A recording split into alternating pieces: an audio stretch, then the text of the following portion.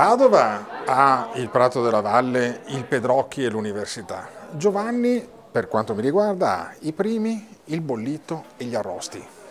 Un triplete che neanche Mourinho.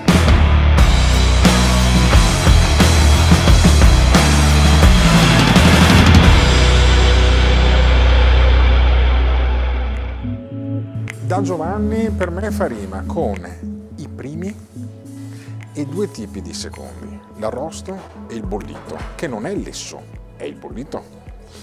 Sul carrello prima ti arrivano o gli gnocchi o il brodo con la pasta fatta in casa oppure i primi, le tagliatelle tipicamente. Mi sono dimenticato qualcosa? No, gnocchi e i ravioli con spinaci ricotta I ravioli mi ero dimenticato. e i tagliolini in brodo con i fegatini. E poi il bollito. Poi abbiamo il bollito, gli arrosti, la carne ai ferri, il baccalà, tutta cucina tradizionale in ogni caso, però il bollito è la cosa più importante.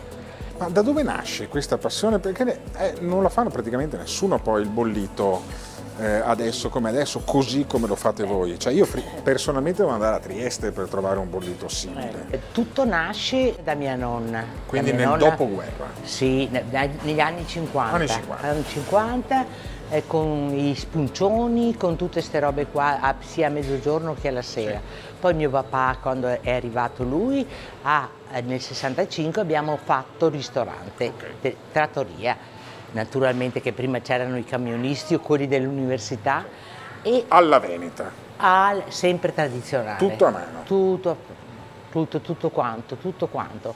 E allora andiamo a vedere il carrello del bollito. Questo è il carrello Dei bolliti. C'è il bollito della bestia e c'è il bollito poi nervoso, potremmo Allora, chiamarlo. abbiamo il prosciutto, Sì.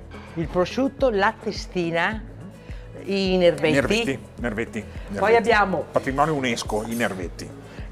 la lingua naturale, la lingua salmistrata, il cotechino, abbiamo la gallina, poi abbiamo il tasto, che è una parte di manzo un po' più grasso, e il cappel del prete. Che poi noi lo chiamiamo l'arrosto, ma non è l'arrosto, sono gli arrosti, giusto? Sì, stinco di vitello, tacchino, petto di tacchino, questa è la fesa di vitello, questa è la faraona. Da non confondere col pollo. No, pollo. Completamente, è tutta un'altra cosa.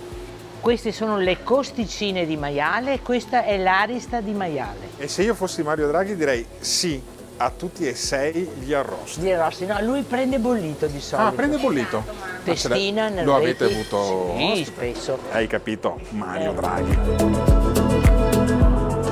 Avete fatto una scelta precisa di mantenere non solo il nome, ma la presenza di Giovanni qui in sala. Sempre. Questa è la sua fotografia. Ma qual era la filosofia di Giovanni? Cosa vi diceva? Cosa vi diceva? Niente, Giovanni era soltanto capace di servire e di cercare di accontentare qualsiasi persona. Servire il cliente sempre. E non come a casa, meglio che a casa. Meglio, è meglio, perché così qua non c'erano i problemi che c'erano in famiglia, no? Certo. Perché di solito gli uomini che venivano a mangiare durante la settimana erano sempre molto allegri e simpatici, invece la domenica quando venivano con la famiglia erano spenti, tristi, perché loro sarebbero rimasti a casa forse. Però da Giovanni meglio che a casa.